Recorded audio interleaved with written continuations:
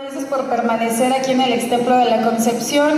Y está con nosotros Ricardo Silva, él es el director de la película Navajazo. Entonces, bueno, pues les doy el micrófono si alguien tiene alguna pregunta, algún comentario. Aquí está Mónica, que tiene el micro para quien quiera opinar. Gracias. ¿Preguntas? ¿Algún comentario? ¿O nos vamos a dormir? Sí. Ahí hay yo, la única.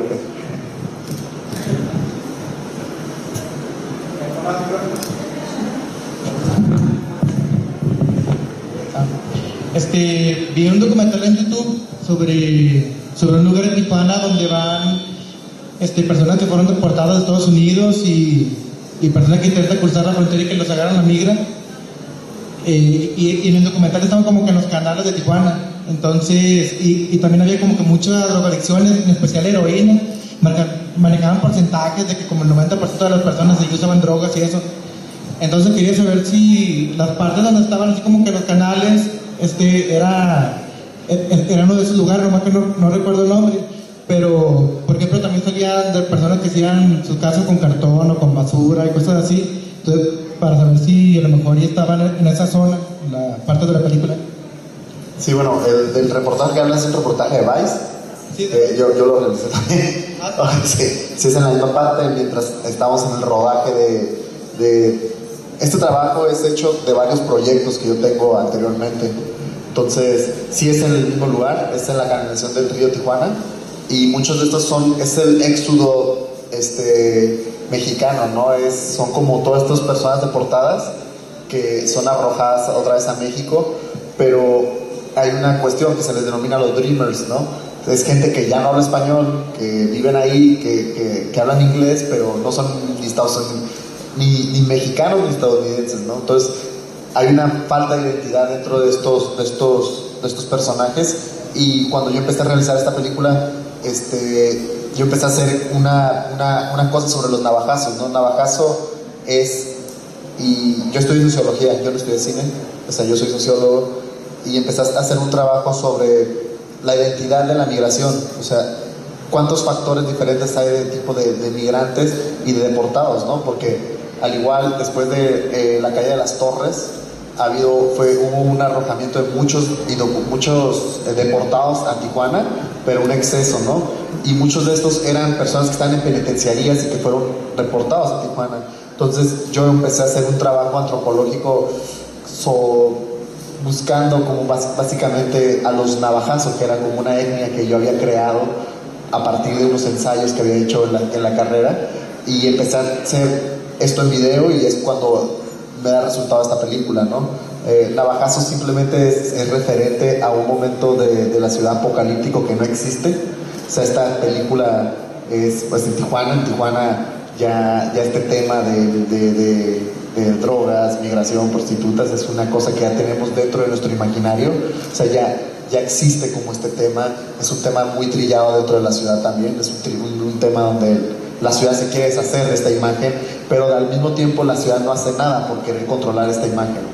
O sea, es decir, aún sigue llegando como toda esta serie de personajes a Tijuana, y aún sigue existiendo como esta gran avenida que es la Coahuila, y aún sigue existiendo como el problema dentro de la canalización. O sea, yo lo que quise hacer en esta película es básicamente crear una imaginación sobre un mundo posapocalíptico, pero extrañamente yo presentaba mi película como de ciencia ficción, pero no invertí nada en hacer la ciencia ficción, porque la situación posapocalíptica en la que se encuentra sumergida estos personajes en Tijuana ya es una realidad, ¿no? O sea, esto es ahorita, esto ocurre ahorita. Entonces, la película es muy cruda en ese aspecto. Yo quería que la película fuera muy cruda, o sea, no fue que quisimos como quitar las imágenes, porque para mí la crudeza de la película ya pierde fuerza e interés al momento en que tú ves la relación entre el papá y la niña, ¿no? Y el papá que le dice, oye, yo no sé quién soy si no me drogo, porque no desconozco como a esta persona. Para mí eso es más fuerte que la misma pelea, que las mismas relaciones sexuales dentro de la película. Creo que la película tiene como todo este lado, y un poco un poco humanista dentro de esta fuerza, ¿no? Esta fuerza de pensar un espacio, un imaginario de una ciudad y verlo reflejado, que el imaginario que tenemos de la ciudad es real. Bueno, yo no sé si sea real, porque dentro de la película yo usé actores, dentro de la película yo dirigí escenas, dentro de la película yo pagué para que ocurrieran cosas dentro de esta misma película. Entonces yo empecé a mentir a la película y la película me empezó a mentir a mí. Y entonces yo ya no sé qué es real y qué es mentira dentro de la película. Y eso es una de las cosas que quería como demostrar mucho en la película. Yo no siento ninguna empatía por los personajes y eso para mí es muy importante mostrarlo, porque es muy difícil pensar que yo siento empatía hacia todas estas personas, porque yo no estoy en esta situación. O sea, realmente muchos de estos personajes tienen una vida donde es como una cosa como reflejada como un híbrido sobre la visión del futuro. Es mejor su pasado que su presente, y su presente es mejor que su futuro. Entonces esta línea te da a entender qué son estos personajes, o sea, qué pasa por la cabeza cuando su pasado es mejor que su presente y su presente es mejor que su futuro. Te da una muestra de lo que es la modernidad contemporánea y lo que es la situación como de muchos de nosotros y muchas de las personas, que la modernidad simplemente se ve reflejada por una serie de momentos de la persona. Creo que ese era el punto de mi película. Hola, oye, yo tengo una Buenas pregunta. tardes. Acá, buenas tardes. Te vi que te saliste de esa. No. Mi pregunta es, lo que hablabas de la empatía, tú no sentías empatía por los personajes, entonces, ¿qué fue lo que te movió a retratarlos? ¿Por qué? Y si no hubo empatía, entonces, ¿cuál fue el punto de partida para aproximarte a ellos? La no empatía surgió a partir de que ¿qué fue lo que, bueno, más que nada lo que me motiva es de que esta película es dedicada a mi hermano, y al final de la película había un agradecimiento a mi hermano. Mi hermano era parte como de este submundo, o sea, mi hermano de hecho fue quien nos mete a este submundo. Yo vengo de una familia de 9 personas que llegamos igual de inmigrantes a Tijuana, como muchas de las historias de Tijuana. Somos de Guanajuato, yo soy originario de Guanajuato, y dentro de entre 9 hijos que tuvo mi madre, o sea, pues bueno, o sea, estuvo mi hermano que tuvo una vida más placentera y rock and rollera en estos ámbitos, y él se desenvolvía como dealer dentro de esta zona, y es donde nosotros empezamos a trabajar con él, ¿no? Él muere en el transcurso de la película por situaciones ajenas a la película, pero bueno, es unas situaciones similares dentro de la zona. Y la película, lo que me motivó era como buscar y conocer como qué era lo que él hacía, que lo hacía tan diferente. Yo siempre hablaba con mi mamá y le decía, yo no conozco tanto como a este perfil de mi hermano, y yo veo a otra persona cuando está con sus amigos, cuando estaba como dentro de este espacio, yo veía a alguien que yo no conocía, y era mi hermano, ¿no? O sea, entonces yo me empecé a dar cuenta que digo, güey, tengo 8 hermanos que no conozco, o sea, todos nos conocemos, pero al mismo momento no sabemos quiénes somos, ¿no? Entonces la motivación fue como empezar a ver cómo él era dentro de estos espacios, y a partir de eso empecé a ver a los otros personajes, y es cuando también me doy cuenta que digo, claro, o sea, yo no puedo sentir y puedo ser ellos, o sea, nunca voy a poder hacer una película donde trato de, miren lo que son ellos, o sea, como yo tratar de hacer una película para de alguna visualizar esta problemática, porque realmente también yo no sé si es una problemática lo que esto ocurre, ¿no? Es un momento de la ciudad, es un momento de estos personajes. O sea, no es una película de denuncia, no es una película que alguien está haciendo algo mal, simplemente es una película de supervivencia. O sea, ellos están ahí y están sobreviviendo, y sobreviven y sobreviven. O sea, yo había leído el último tomo de la película, se llama Hasta que la luz nos alcance, ¿no? Y Hasta que la luz nos alcance es un ensayo que en algún momento yo leí muy bonito, que era, ¿qué pasa con la supervivencia humana? ¿Qué tiene que faltar para que no pase lo que está pasando y para que estas personas puedan sobrevivir? O sea, el humano, la persona sobrevive a muchas de estas situaciones y a situaciones peores, ¿no?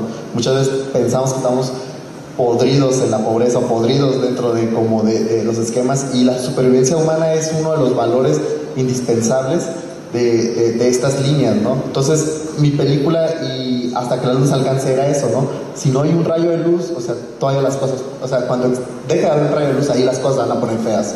pero mientras haya un rayo de luz, siempre vamos a poder hacer muchas cosas, ¿no? Entonces, es una película que trata de hacer un análisis sobre esto, ¿no? ¿Alguna otra pregunta? Buenas noches. Nada más para preguntarte cómo llevaste a cabo la selección musical. Bueno, la selección musical fue como una serie de coincidencia.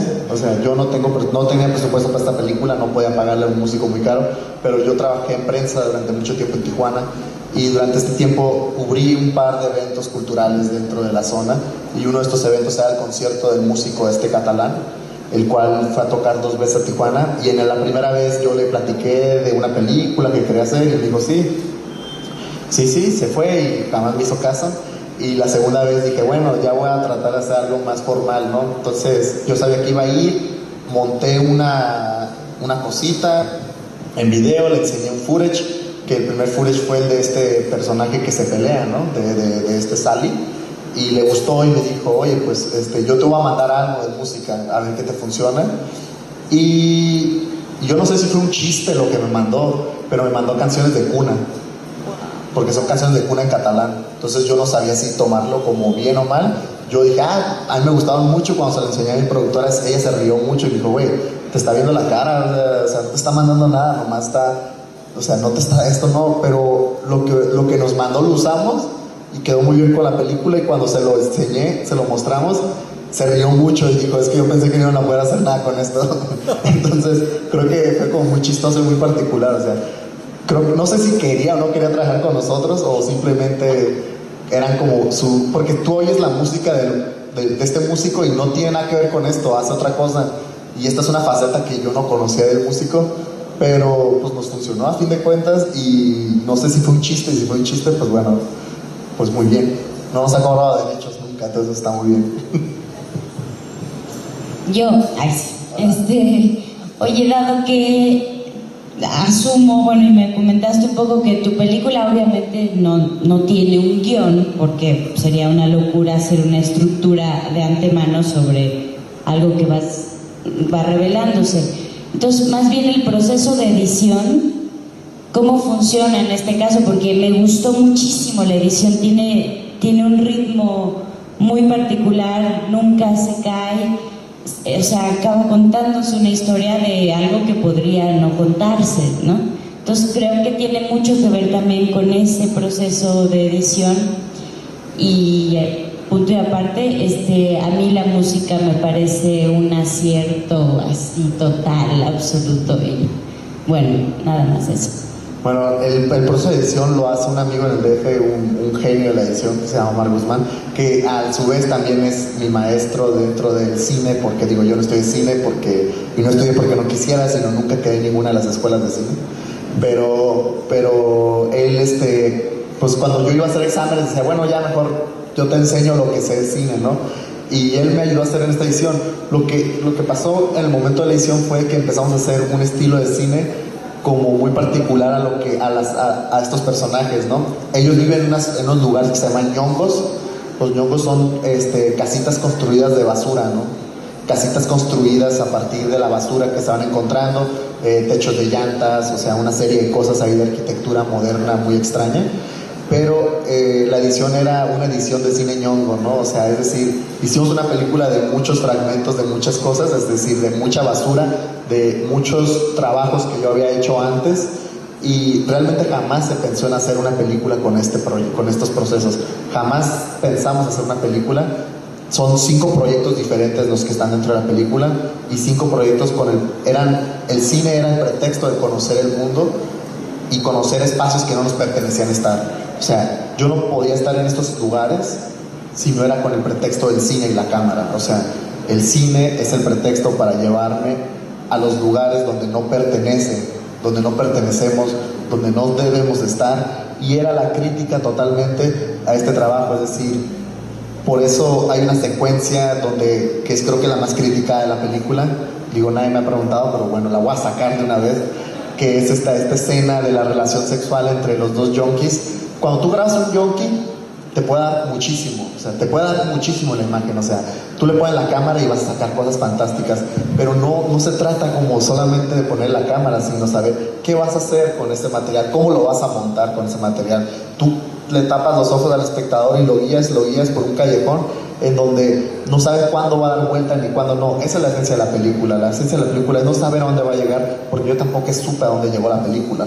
Pero cuando tú ves a estos junkies y ves esta escena, tú ves de repente una mano que es ajena a los terceros, es ajena. Entonces te das cuenta que algo se está grabando, que hay una responsabilidad detrás de la cámara, y para mí era muy importante mostrar que todo lo que ocurre dentro de la película sí fue parte de los espacios, pero también el hecho de que estemos ahí con la cámara, el hecho de que estuviéramos un director y un fotógrafo, hace que ocurran cosas también. O sea, yo le digo a uno de ellos, te doy $10 para que le pegues a él y él no se dé cuenta, y hay una responsabilidad bajo a eso, hay una responsabilidad si algo ocurre mal, ¿no? Y esa responsabilidad la queremos tener siempre dentro de la película. O sea, esta vez nos tocó ganar dentro de esta película, nos tocó que no pasara nada grave, pero bueno, han pasado como muchas cosas muy terribles dentro de esta película. Han estado 3 productores que me han dejado la chamba tirada porque no quieren seguir trabajando conmigo dentro de esta película. La última persona que se quedó fue una persona que entró a la película y que tiene 20 años, y que esta persona, pues nomás porque no tenía experiencia en cine, pensó que así era el cine, pero bueno, no, así es el cine. Creo que es responsabilizarte, y al momento de la edición decíamos, tenemos que estar dentro de la película, porque la gente no debe pensar que estas cosas pasan, porque sí pasan. O sea, yo no sé si pasan o no, pero quiero también que sepan que toda esta morbosidad y toda esta cosa que hay dentro de la película es una responsabilidad de nosotros también. O sea, que yo soy responsable también de lo que ustedes acaban de ver, que no solamente estos individuos parecen como esta raza ya marginada, no, o sea, hay una responsabilidad de cómo yo quise hacer que ustedes lo vieran dentro de la imagen, cómo quiero que perciban ellos, ¿no? Y esta relación entre la música, entre los personajes, crea una fusión donde tú te vas y no sabes qué vistes, ¿no? Y si a mí me preguntan qué es verdad ni qué es mentira de la película, yo no sé ni qué es verdad ni qué es mentira, porque ellos hacían una película y yo pensé que yo hacía otra, y al final del montaje, pues bueno, salió esta película. ¿Alguna otra pregunta?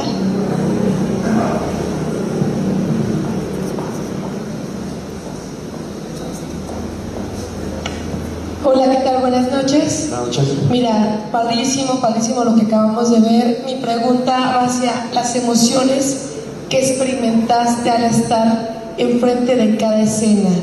Tú estando diseñando en tu mentalidad, en el juego de esas experiencias, de esos sentimientos, ¿qué fue la parte que te impactó? ¿Qué fue el desarrollo de esas emociones? ¿Hacia dónde pensaste visualizar este proyecto?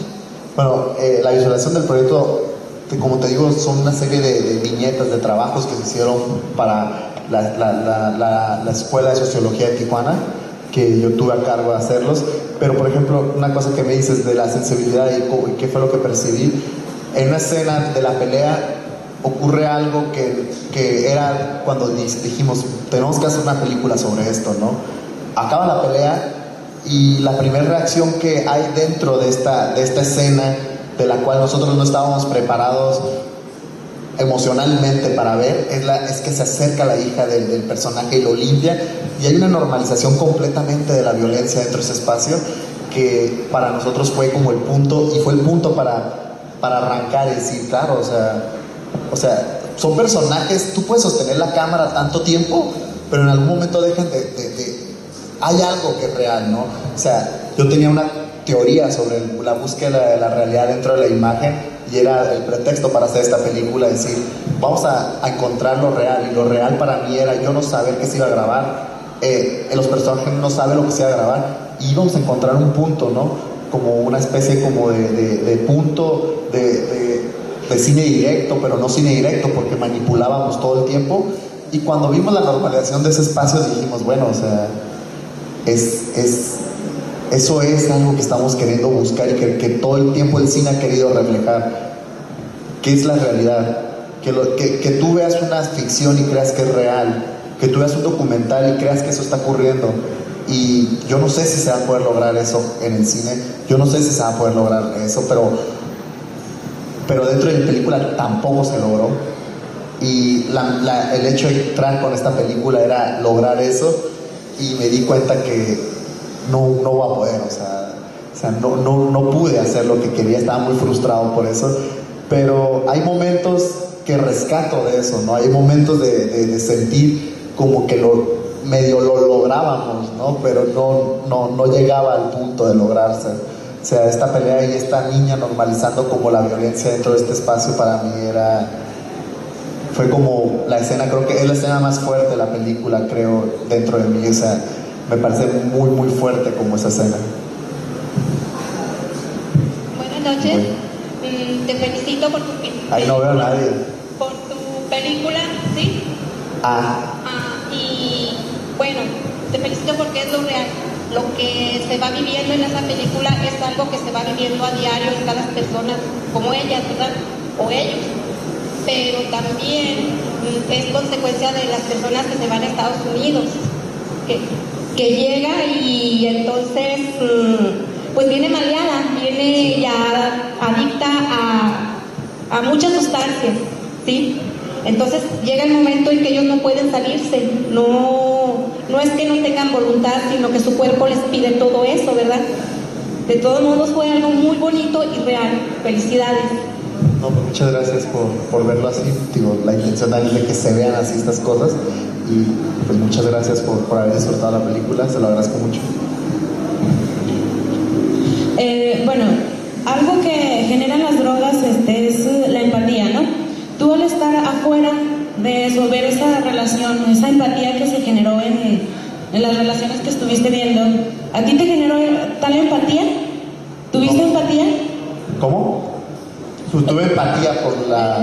Sí, al estar presenciando ese tipo de relación, en donde se genera empatía debido a la empatía, a las drogas, ¿no? Lo que genera la droga. Yo creo que nunca pude llegar a ese punto de la empatía, porque realmente, digo, la idea no era... No pude llegar a ese punto porque había una desventaja, y una de las ventajas muy claras, ¿no? Yo llegaba, grababa y yo me iba a dormir a mi casa, agua caliente, mis gatos, todo bien, dormir, ¿no? O sea, yo presento la película en Cancún y ellos siguen allá. No puedo mostrar empatía hacia una situación así, sería muy deshonesto de mi parte decir, no, sí, comprendo como eso. Nunca lo va a comprender, o sea, o no sé, tal vez en algunos años lo va a comprender, pero no, o sea, yo todos los días que iba a grabar sabía que iba a terminar en mi casa, dormido, muy cómodo, y ellos seguían en sus ñongos con sus pisos de tierra y todo, ¿no? Creo que era muy difícil, y te mentiría si diría que sí lo haría, ¿no? Okay. Otra cosa, de la música, ¿a ellos les comentaste la onda de la música, o ellos te solicitaron, o algún comentario entre tú y ellos respecto a la música? No, de hecho, nunca hubo un comentario ni siquiera de hacer una película con ellos. Era hacer una serie de trabajos en video. O sea, hay una desconexión muy grande. O sea, ya al final ellos supieron que es una película, se las mostré, hicimos una comida y todo eso, pero no, o sea, no había como... Yo jamás dije a ellos, es que estoy haciendo una película, esta es la música. Jamás, o sea, yo simplemente grababa y grababa y grababa. Y porque yo también al final no sabía que iba a hacer una película, o sea, también eso es muy claro. Pero no, o sea, yo jamás pensé que esto iba a hacer cine o llegar al cine, o sea, tampoco. Simplemente yo seguía grabando y buscar como lo que estaba buscando dentro de mi escuela de sociología, que era otras cosas teóricas y otras cosas más académicas, ¿no? Eso era lo que buscábamos. ¿Alguien más? Bueno, pues muchas gracias por haber estado. Nos vemos pronto. Agradecemos al director Ricardo Silva por su